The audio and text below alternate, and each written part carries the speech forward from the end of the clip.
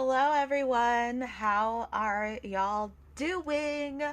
Well, thanks for your patience. I could say right now that it was the right decision for me to take the break that I needed because I really didn't want to do this recap while sounding like I'm half asleep. I'm phoning it in, all of that. I didn't want to go that route. And I also felt, okay, not series, but the season um, ended. So I kind of have a little bit of time to do my recap. It's not obviously the most time sensitive episode that I could record. So thank you so much for your patience. I did do as I said that I would. I rewatched two recaps, and then I skimmed through the episode again to just get my notes together. And I'm ready to go. Before I get into the episode, I spent at least 5 episodes where I was promising to tell you guys about a procedure that I'm having. And I kind of explained a little bit in the last episode or 2 episodes ago that I'm kind of rescinding that promise. Hope I'm saying that word right. Um, because basically I follow an influencer and she had a miscarriage maybe 6 months ago. And she did a story and an Instagram story, and she said how people are DMing her, making fun of her for having a miscarriage.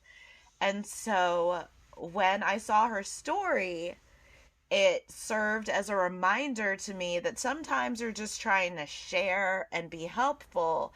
And the little crumbs that you give people, that's what they attack.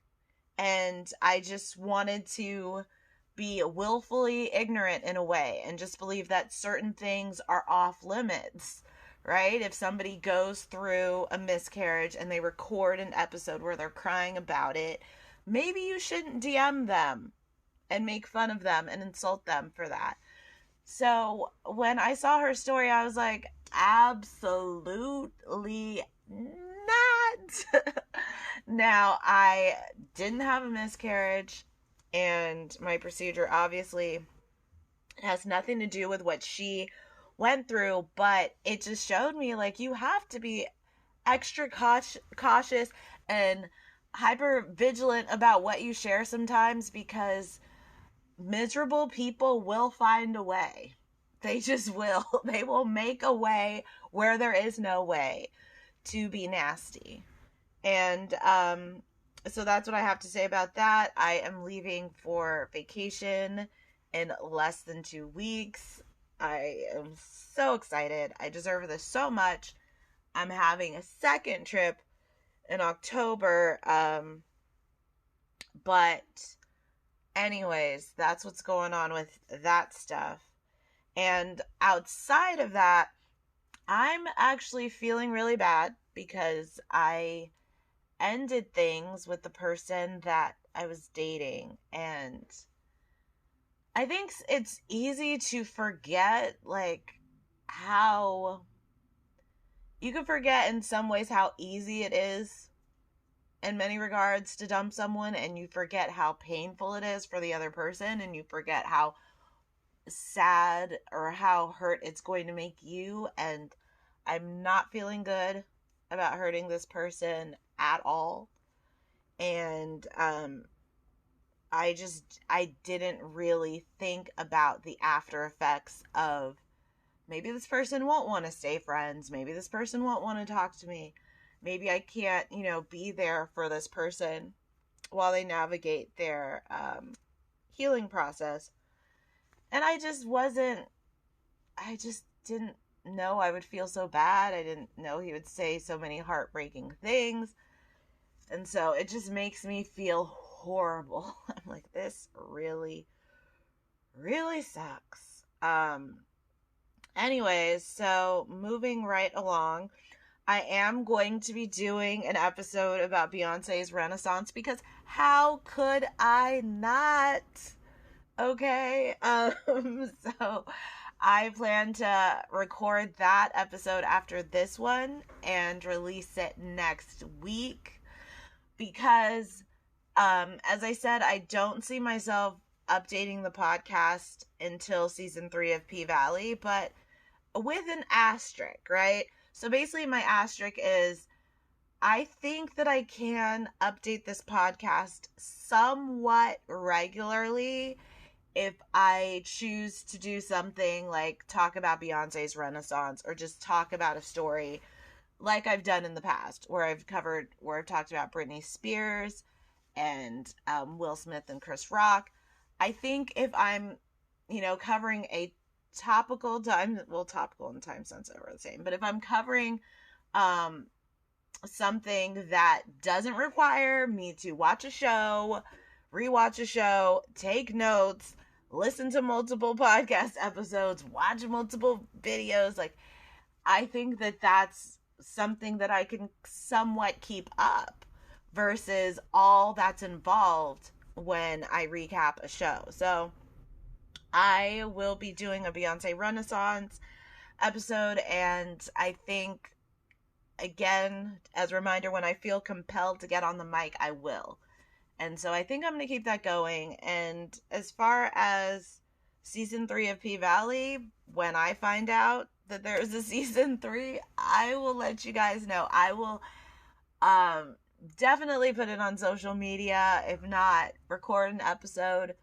I have no idea what's going on, but I feel that I have made peace with whatever outcome may be. My random guess is that that P Valley is in negotiations as far as a a salary increase for its cast. That would be a good reason for there to be a holdup. Another reason that some people have said or guessed about is, there's a lawsuit going on. I feel that the lawsuit is baseless. Someone saying that they came up with P Valley first, but the timeline doesn't really sync up to give their lawsuit any credibility. And I feel that shows have been sued before, and they've kept putting out the show. So I'm not sold on that being a reason as to why there hasn't been a renewal for season 3 announced yet.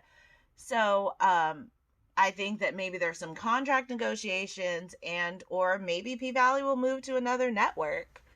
I don't believe that, or I believe that if P Valley season 3 does not come out on Stars, I think the show has been incredibly successful enough to be able to move to another network.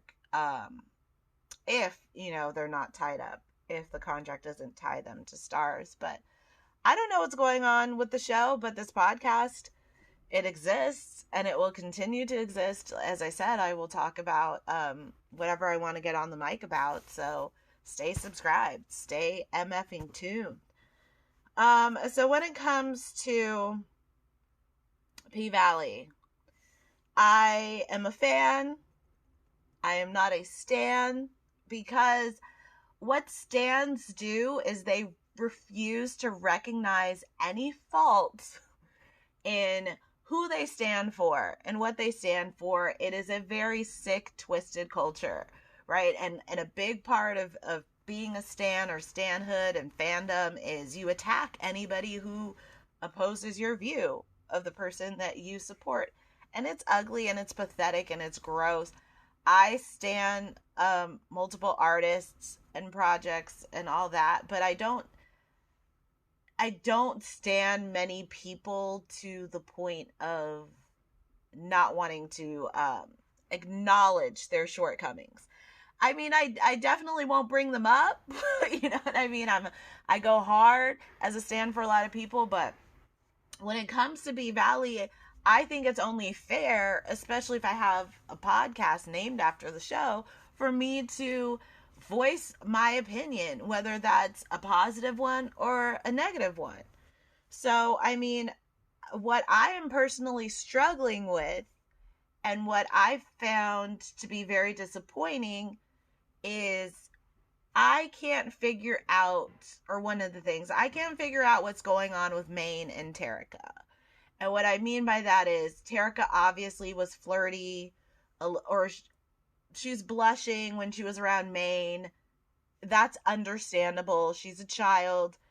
But then why did you show like she's walking away? Why y'all showing Terica walking away kind of like Maine is looking at like Terica as she's walking? What was that? What was it? So sorry. I wonder what is P Valley trying to do there?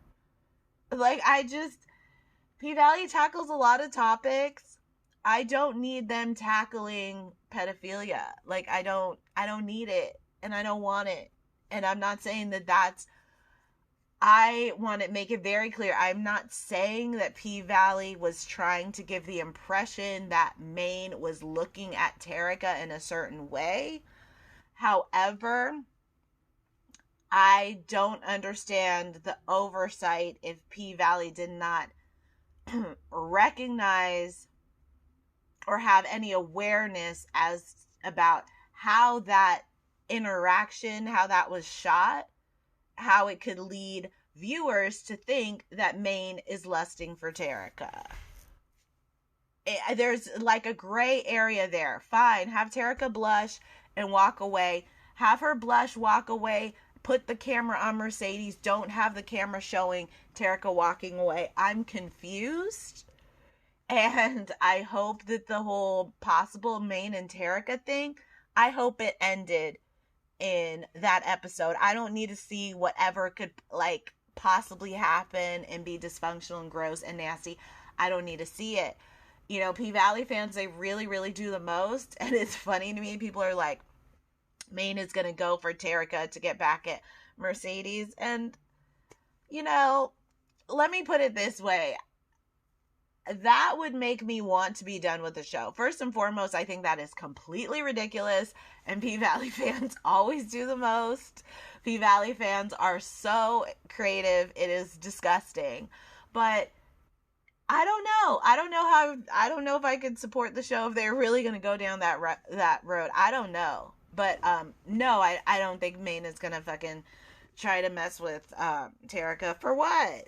Looking like Maine? Please. Anyways, so moving right along, my other issues with P Valley is that I feel that the beginning episodes, especially I think it was 1 and 2, possibly 1 through 3, but especially 1 and 2, they were dark, and there's nothing wrong with P Valley being darker and them trying to, you know, introduce us to what Diamond was doing with Mercedes, the root work and all that.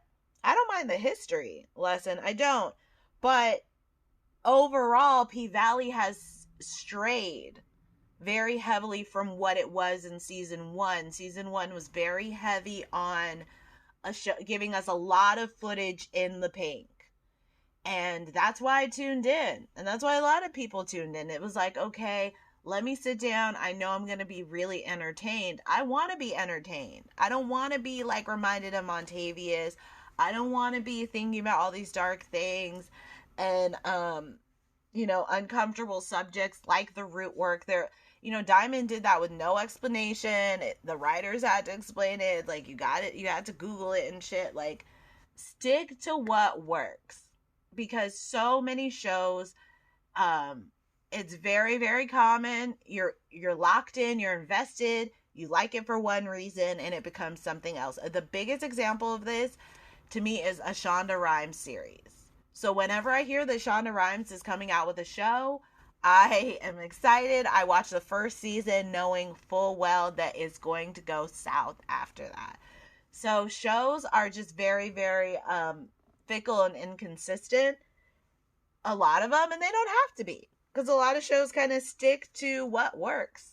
And I feel that P Valley needs to return to more of the entertainment than the dark shit, the heavy shit, the disturbing ass stuff that they did. Although, obviously, when Whisper and Roulette were with Terrence in the hotel room, like, I am so thankful for that scene. I'll never forget it. It was fucking incredible. It was amazing.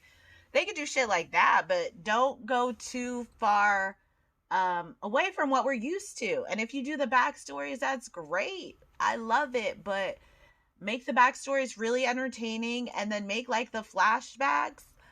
I felt like make them short. I kind of feel like some of these flashbacks, like with Clifford and her mom, I just felt like, could have been shorter.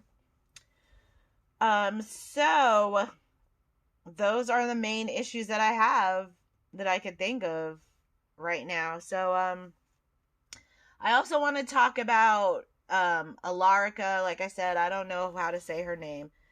I want to talk about her leaving the series. So, in her interview with Entertainment Weekly, she said that she, spoke to Katori about it. I do not know when Alarica told Katori that she was going to leave the show. Clearly, she had to let her know before the 10th episode, right? Before the finale. So, I do not understand why Autumn is pregnant with twins and then she's off of the show. I don't understand that. Maybe, it sounds like Alarica is done, but maybe they have that as like she could come in with the twins at some time, surprise Andre. I just don't understand, as a fan of the show, I don't understand why you made the bitch pregnant with twins if we ain't ever gonna see her again. I don't get that. It doesn't. I want to copy this one girl who recaps me badly, and I want to say it doesn't sit right in my spirit. But I'm not gonna be that much of a hack. But I don't understand why the bitch is pregnant and she left. Like, make it make sense. So moving right along, let's pick up on episode 10. Goodness, and I'm looking at my clock and I'm like, wow, it looks like your girl is doing longer episodes. Because I'm like, I'm approaching 18 minutes. Personally, I like a long podcast episode because I like to listen to them when I'm driving and shit. And it's just really my preference. So I don't know. Maybe taking a few weeks off, it makes me flap my gums more. So anyways, episode 10 picks up with, it shows Brittany and Andre. They are arguing. Obviously, they are fighting because Brittany discovers that Andre is having an affair with Haley, and Haley is just right in the middle of this married couple with lipstick smeared on her upper lip. I don't know why V Valley did that, but I like it. It makes her look like more of a clown. I don't mind it. So Haley is watching on Andre and Brittany argue, and she has no shame. She just seems happy. She seems so happy about it, so comfortable. And then Brittany calls Haley a light bright, and Haley gets upset, and Brittany threatens to rip her lace front. And watching this, I actually met a girl years ago she's kind of like Haley's complexion, but her features are more ethnic. Haley has thick lips, but outside of that, she looks pretty white. And so this girl was telling me in college, men would tell her, I'm not fucking with you because you're mixed, because you're too light. I said, wait, what? And so it's like, I was like, wait, hold up. What? Like, what'd you say? And I was like, wait, I was very confused. And so it's like, after meeting her, I do understand that, mixed people can be out of the running with some people sometimes. And you wouldn't assume that for being light. And there are ways to insult them, obviously. Like, to me, light bright just sounds funny. It doesn't sound like an insult, but You know, Haley knows how light she is, and she always seems to get upset when it's somebody says something. Again, I can't feel bad for a light skinned person. But Haley got upset when she called her a light bright. And it's like, Haley, you shouldn't even be in the room. You were fucking her man. You are so lucky that Brittany has class. Because the way I would have clocked you, oh my God, I can't.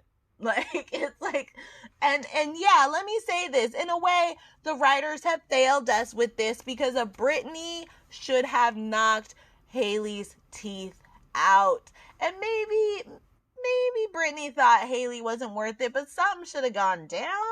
Like, light bright is all you got to say to me? No. Or say, like, if you are fucking my man, like, I'm not calling you a light bright. Like, I'm calling you out your name, and if I am not throwing hands, like, Haley got off easy, and it's like, she already wasn't likable, but then you see how she's standing there gloating, all excited that they're having an argument. I was like, I cannot. With Autumn, look at me calling her Haley, whatever her name is. So then Andre tells Haley to get the fuck out in a nicer way. And Andre tells Brittany that she wouldn't have married him had she known about his father being in jail for murder. And he tells her that he's in love with someone else and that, you know, she could be with the doctor or whatever. And this is why I can't fuck with Andre. And this is exactly why I stopped calling him. I dropped the last name that I was using for him because it was an insult, okay, to the real Obama. But Andre's bitch ass lied to Brittany, and he's blaming Brittany for the lie. And I can't get on board with that. You're not going to do that to me. You're just not. I can't stand that he has made cheating on his wife's fault. And he has made the dissolution of their marriage his wife's fault. His wife never said, lie to me about your dad. That was his choice, his decision.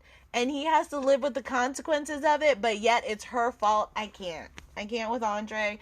This is all part of why people don't like Andre and Autumn. That right there. You're not doing that to me. Hold yourself accountable for your own fucking lie. That's not my fault. And if you felt like you had to lie to be with me, be with someone else. And let me be with somebody who's not going to lie to my face. I can't with Andre. I can't do it. So then we get to the Pank, and little Murda takes out his grill, looks at himself in the mirror, loved it. It was great. He goes on stage, and he performs 7 pounds of pressure. And it is one of the best songs out of the series. And one of the ways that I've failed in my recaps for season 2 is I haven't been discussing the music enough, which is a huge part of this show. And I will say I always tune in for the music, or that's one of the reasons. And I've listened to 7 Pounds of Pressure on Spotify last year, very early on in the season. I was going to Spotify and I was listening to the soundtrack, and I really have slacked off on that with season 2, but I encourage everyone, get those streams in. These artists deserve it. Enjoyed it. So then, of course, we see that Mercedes hops out on stage just to be sexy as hell. Like, I am full on lesbian for Mercedes. I am Farrah. Okay, and so Mercedes comes out, and we see that the dance that Mercedes does, even pounding on her chest at the top of the pole while she's on the pole, the whole thing, honestly, it was worth it for Mercedes to be busting her ass, just trying to do a split, just trying to get herself up on the pole in previous episodes, because look at what we got as a result. Like, it was worth it. And then we have Mercedes on the pole propelling herself off of the pole, jumping over Lil Murda, who, hello, he's tall as fuck, or he's tall, jumping over Lil Murda into a split so she could hop up and down like she would if she was riding a dick. Okay, maybe I'm disgusting. I don't know. But it was like, I said yes. I mean, honestly, that scene is why I have to support this show. Because I have not been in strip clubs like this. I've not been seeing any type of entertainment like that. When I've been to strip club, they ain't giving me the Mercedes experience. And that's what I want from now on. If I go to a strip club, give me that Mercedes experience. And Mercedes, yes, you a legend. Lil Murda reminded you that you a legend. You got your confidence back and you showed out. And honestly, bitch, I don't want this girl to retire. I don't want it. I don't need it. So hopefully Uncle Clifford can get the bitch on the pole from time to time. Because you can't give us that and then say you're walking away. Oh my God, it was so good. And so we have Maine in the audience who, like, what's the right phrase? He, like, hissed his teeth or whatever the fuck, and he's looking at Murda crazy. And I'm like, I can't. This is my issue, as I mentioned earlier. We have been through enough, right? Globally, we have been through enough. Do y'all really gotta take a man that we look at as sexual chocolate every time he's in, like, gracing our fucking pupils? You gotta take him and make him a piece of shit? You gotta take him and make him an asshole? So I guess I will kind of continue with what I gotta say about Maine. And what I gotta say about Maine is, this is where P-Valley almost loses me. Some people have said Maine is too old for this shit, and I agree. It's unrealistic for Maine to be mad at Murda over Pico, who, when he known Pico, Maine has rolled with Pico for all of 2 months? All of a few months? And now you think Murda gotta go? When you didn't even know who Pico was? When you and Pico was in rival gangs up until a few months ago, now you want to be loyal to your former rival? And you ain't got much, you're not trying to stay out of jail? You're really trying to go back? And you're there being petty, and, like, I don't agree with this storyline at all. You could have the tension between the two rival gangs without taking Maine, someone that we look at and we're like, okay, I want to fuck, right? Let us have that fantasy. You could have the rival gangs. You could have all of that drama between Murda and Maine's gang while keeping Maine the fuck out of it. And I just don't know why Maine is trying to go so hard for Pico de Gallo that he just met. That doesn't feel true to life to me at all. At all. Like, Maine just would be like, okay, I'm done. Like, he wouldn't be that invested and that worked up about it. If, like, I don't like it. I don't. And that's why P-Valley, I said it before, I'll say it again. Y'all should make me a consultant on this show. All you gotta do is allow me to have sex with Diamond. I can't even say and Maine anymore because Maine is just, he's dried me out. I can't even. Okay. All right. So then, we see that Uncle Clifford is saying she didn't drink the water, and we find out what that means. Okay, Ernestine pulled through. I love the teaser of the phone call coming in, and then we see Uncle Clifford crying. I love that teaser. I don't mind it at all, making it look like Ernestine is gone, and Ernestine pulled through. Um, and I thought that P-Valley definitely remained true to life too, with the reality that the hospitals were overwhelmed. They was not about to blow you up just to tell you that your family member is still alive today. Like, they really were going to contact you for bad news and not good news. So then we see that Patrice Woodbine is now Bishop, Mayor Woodbine, or whatever, Mayor Bishop, whatever. And I would have voted for her. Everybody that I saw do a recap said they would have voted for her. I'm glad that she won because I felt that that is what would have happened. The reveal was so perfect, so well shot. It was great with everybody, around her praying. I'm happy for Patrice Woodbine. I do think this is the role for her. I do see her as a leader. I see her as someone who's no nonsense, not about the bullshit. I do think she could really turn Chuckalisa around. As I said before, I think she's great for this. And so then we see that Farrah sends Sadie's $30,000. It was because without Mercedes, there would be no Mercedes experience. And so she says that it's royalties and so that she'll keep paying Mercedes.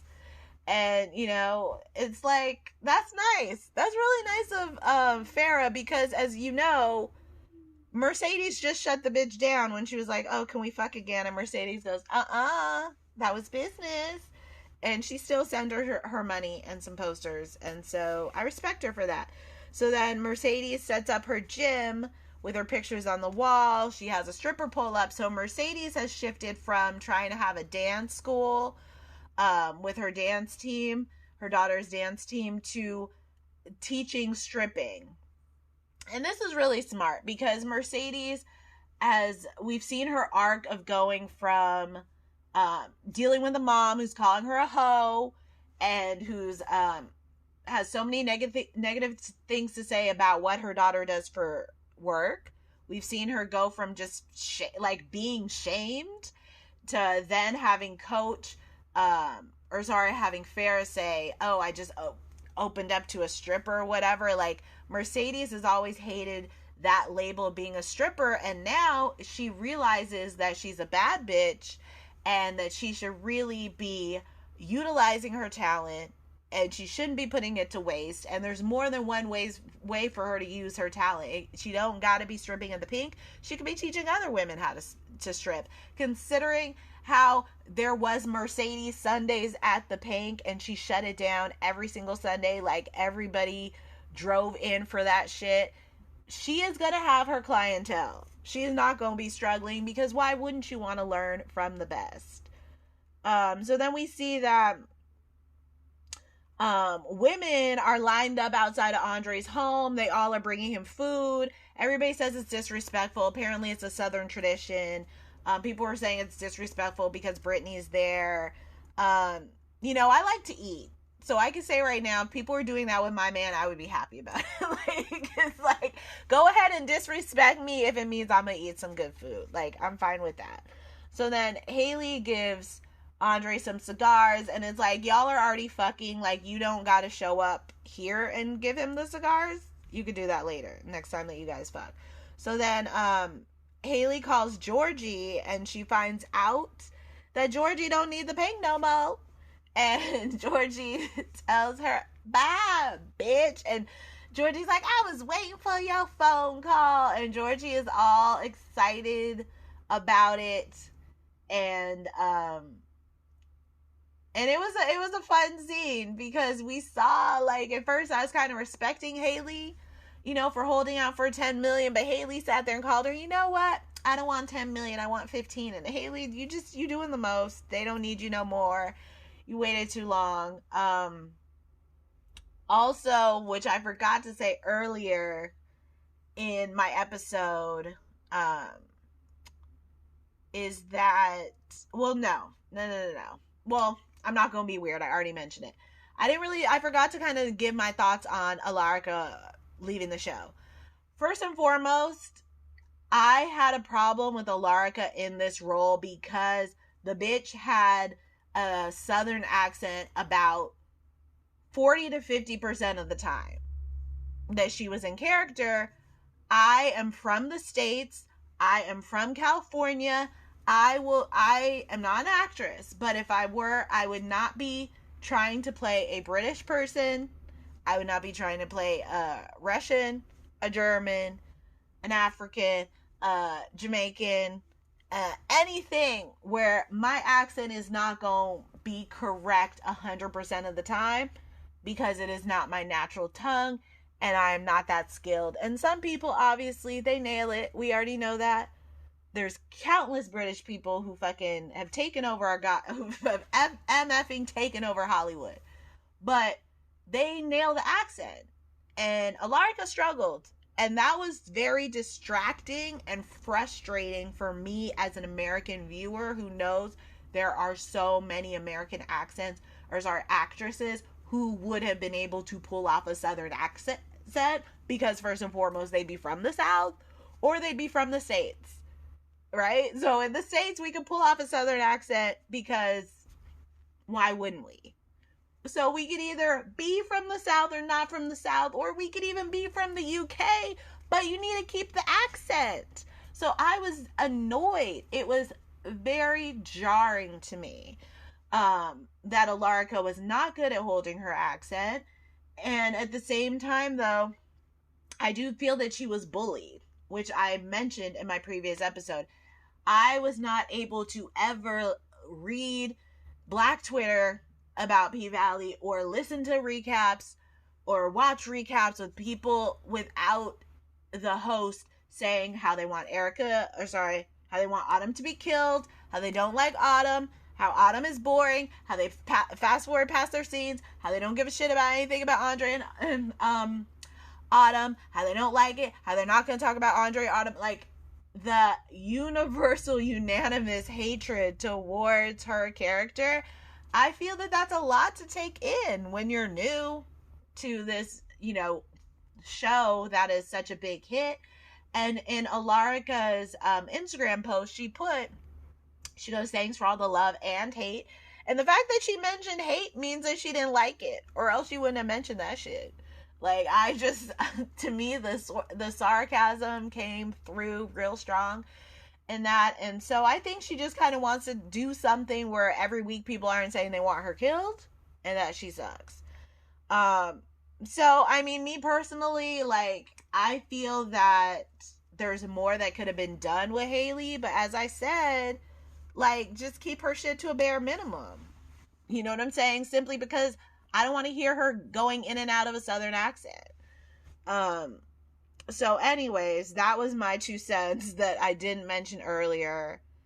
And, part of me wants to cut this section out and add it to earlier audio in this episode. But you know me, we stay ghetto here. And we don't do no editing bullshit up in this bitch. In this casino. I love how they said casino there. We ghetto here, just like Nene Leakes talks about. Woo child of ghetto. We in the ghetto in this podcast. So we see that Corbin is gonna build the casino on his own land by funneling water behind his house. I love it. I love that there are ways to get around these rules. I love that P-Valley is here educating me of that, just reminding me that they do shit different in the South. Like, the South is its own little world, because the way how they operate, like, just bring water over and then it's water is water. Like, I thought it had to literally be on a motherfucking, like, lake and shit. But as you see, Corbin's house is close to the water anyway, so it all worked out. We see grandmother Ernestine. She wants herself a party. We see a flashback with Uncle Clifford's mom. And it seems that Uncle Clifford's mom died of HIV. It was, oh my God. Like, her hair and her clothes, loved it. It was 90s all day. I love that we found out what happened with Uncle Clifford's mom. I do think it was really important for us to find out, because it explains why Uncle Clifford does not waver when it comes to condoms. You saw the fear in her face when she asked Murda, she's like, but are you good? Are you negative? Well, Murda said that he didn't want a condom on. So now we see why. HIV took her mother out, and, moving right along.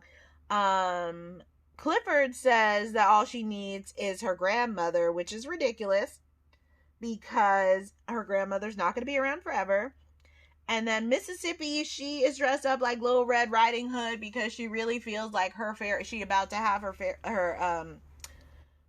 her happily ever after. She meets up with Murda to say goodbye. He gives her 15 rags, the money that she made from their tour. And then Patrice tells Mercedes that Michelle is in rehab and that she could have Terica, even though Michelle wanted Patrice to keep Terica. And it's like, Michelle, like, she's so bitter and salty, and it's sad. She should find her own joy because that's the only reason why she want Patrice to take Terica is to spite Mercedes. And it's pretty pathetic. She needs to get her life together. Like, that whole, like, her husband is gone. Like, it's time for her to move on and find some happiness. So Mercedes is sorry, I already said that. So then Haley is upset that Uncle Clifford made a deal with Corbin behind her back, and Uncle Clifford reminds Haley that she would be dead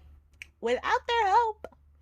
And so we see that scene. It was a long scene. It was perfect. Alarica came through with the acting on it, as did Nico, who plays Uncle Clifford.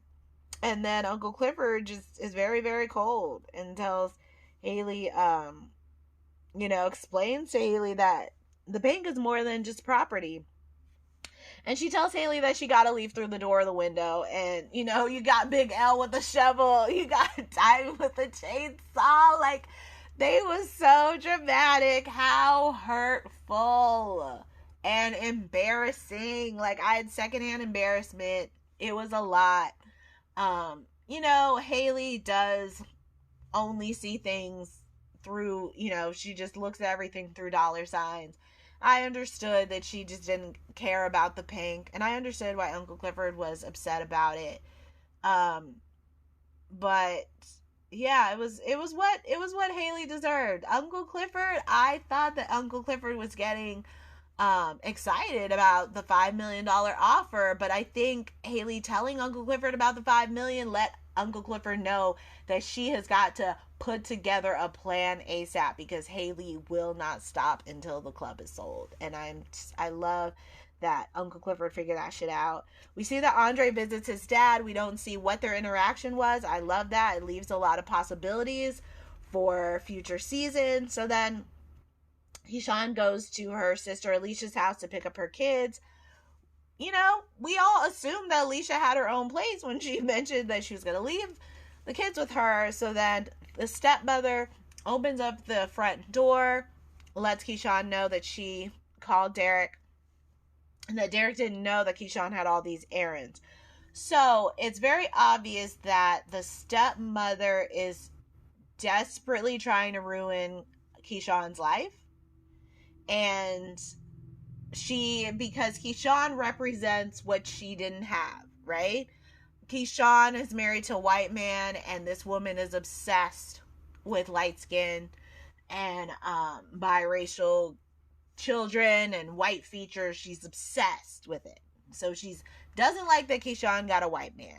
She also doesn't like that clearly Keyshawn ain't happy and Keyshawn is about to find her happiness. No. She's not going to let that happen. She's going to make sure that Keyshawn is miserable because she's miserable.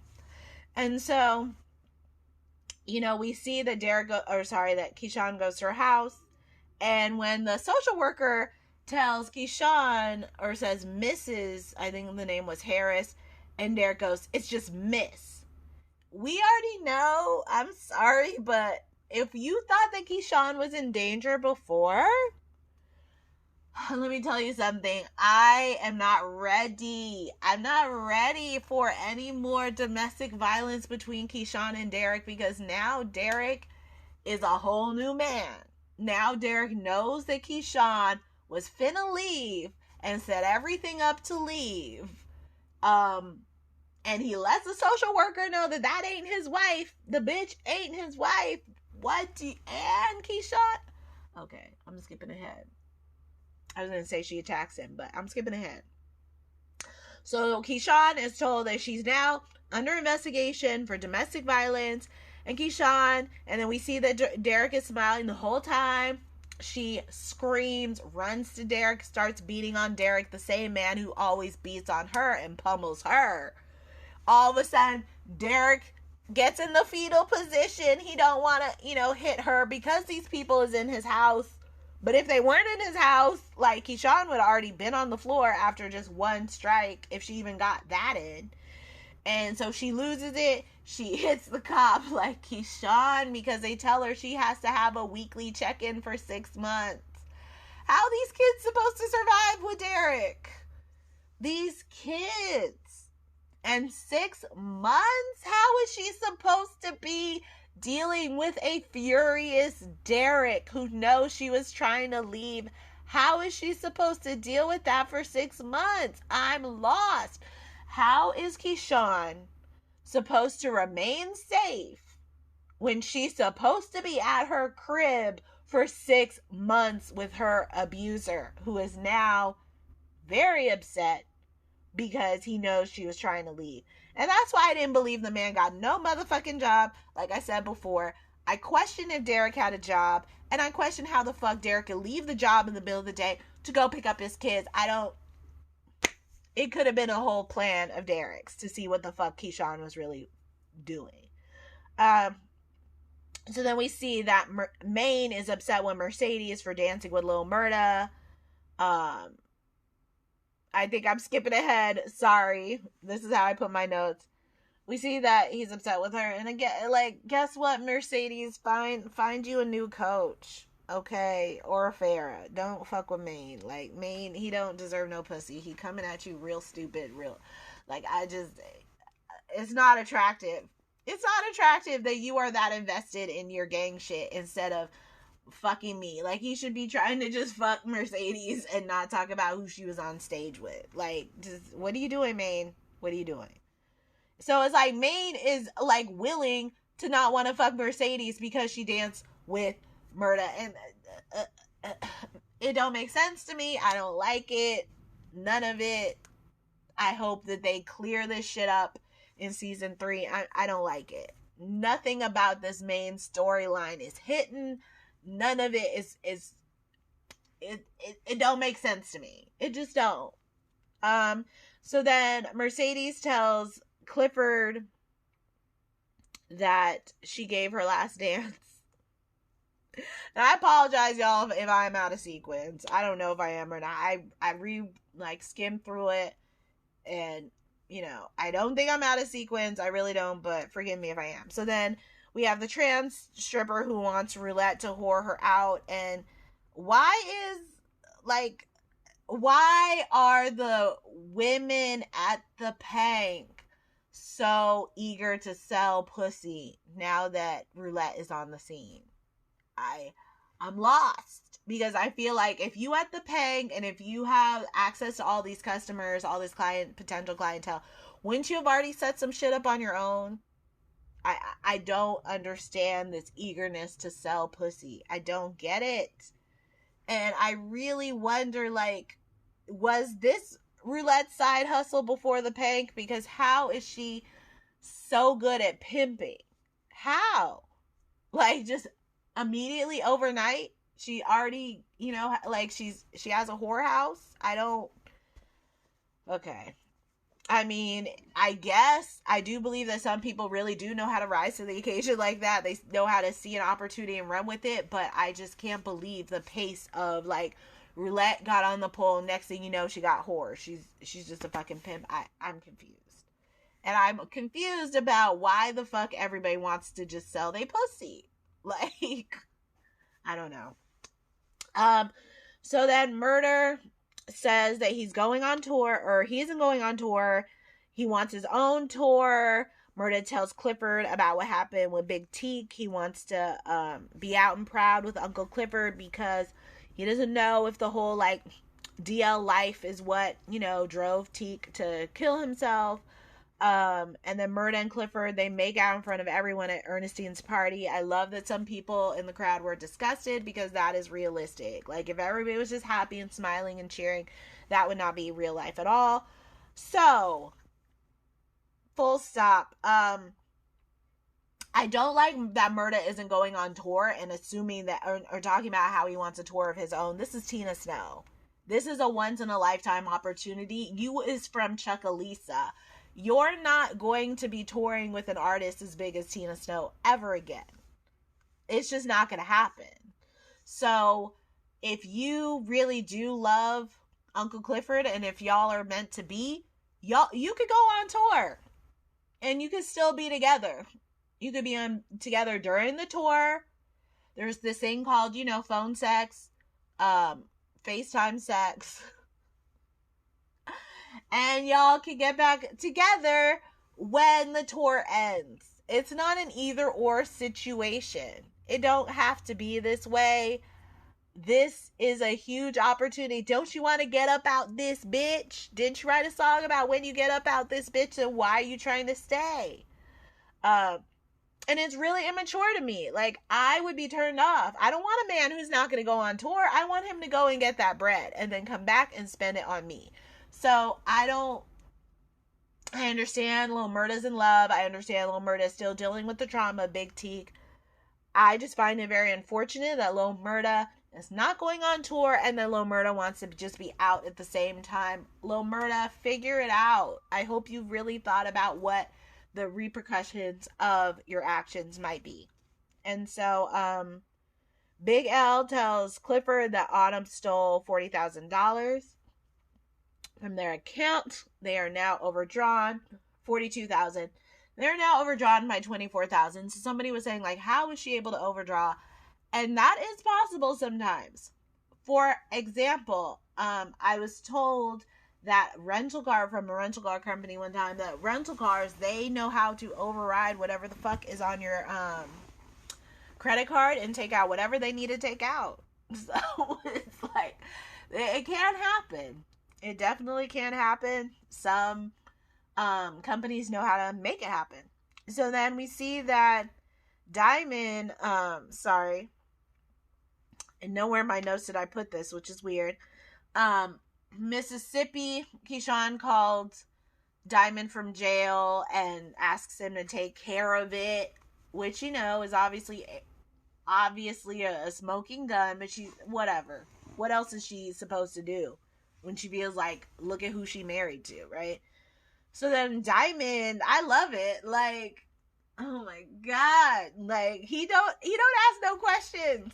He just happily gets all his murder tools together. And then he is attacked by Big Booty Ninja, Big Bone, and her other gang member. And Big Bone says that to the guy with the effed up eye that he's the one who killed the chief, aka Montavious.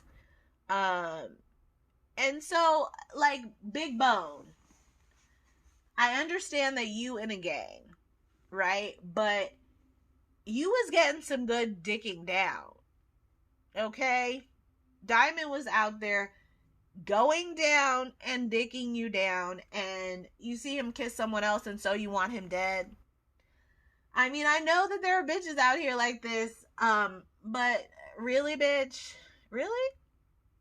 I mean, it's just, again, there are women out there like this, but get it together. Like, you see him kiss someone else, and so he must die? Like, is Big Bone gonna face any consequences? Because she is whack, she's trash. Hello, I recapped, or I did a reenactment of when she met Diamond, because she was so full of shit. I've been riding since and it was like, this is not the bitch you want to fuck. She don't even know how to flirt right. And now look at where it got you. So, Diamond is in the trunk and having war flashbacks, and that's really important because it shows that he's going to go into fight or flight mode. He's going to find a way to save himself. And I saw on another another recap, somebody was saying that Whisper is going to let them know where Diamond is. I love that. I mean, Whisper, she just seems to kind of sense, like, if something's going to be good or bad. you know, and obviously Autumn's twins, but I don't know if her abilities would allow her to sense where Diamond is, but I'm down. I don't see no problem with that. And then lastly, just hit me right now, I forgot to comment. It was another blogger, Dom Corleone, who said that where the fuck was Whisper and Roulette especially. Where was Roulette, who kept saying Mercedes is old, she has gray pussy hair, she should wrap it up. Where was Roulette when Mercedes did all them tricks on and off the pole with Murda? Where was Roulette? You know, because if I was Mercedes, I would get up in Roulette's face and say, look, bitch, I want to see you do what the fuck I did on that pole. You know what I mean? It's like, I'm sorry. I feel like I'm getting too worked up, but Roulette, bitch, you was there making fun of Mercedes the whole time. Go do what Mercedes did, bitch. Go do it. And, like, just try. That's all I'm asking. So anyway, I guess that is all I gotta say. I feel like, hopefully I didn't forget nothing. I feel like I didn't. If some people have said it and it's true, a lot of storylines definitely got wrapped up and in this finale, and that's part of why I feel like I'm telling myself that I am at peace with whatever happens, which is a lie. You know, I want more B Valley, but you know, it's just odd to me that, like, P Valley, they're still updating their shit on social media. Give us the motherfucking renewal announcement. Like, why is y'all is putting in work to keep us invested? Then just let us know that there's more to come. I don't know what's going on. Obviously, I do not know what's going on. Something I also want to say is clearly my predictions did not hit. Okay? The only prediction I was right about, it feels like the only prediction I was right about was when I said that Big T gets shot. So, with that in mind, I do see myself easing up off the predictions. Because that is a very dangerous game, right? It's like you can either be right or very wrong. And it's like, it's not fun. It's not fun when you're very wrong. Anyways, love y'all so much. I will be doing my Beyonce Renaissance episode. And as you know, you're subscribed. You should be. That's how you'll know whenever there's new episodes, which I will be doing. Plan on, no idea how frequently, but I will do them when I feel compelled to say something. And you'll hear from me soon. Next week with Beyonce. And you'll hear from me as these episodes keep coming out. Another reminder. I could always use 5 stars on Apple because it helps. So do your thing. Click on 5 stars. It could be your good deed. And I hope you've been having a great summer. All right. Talk to you later.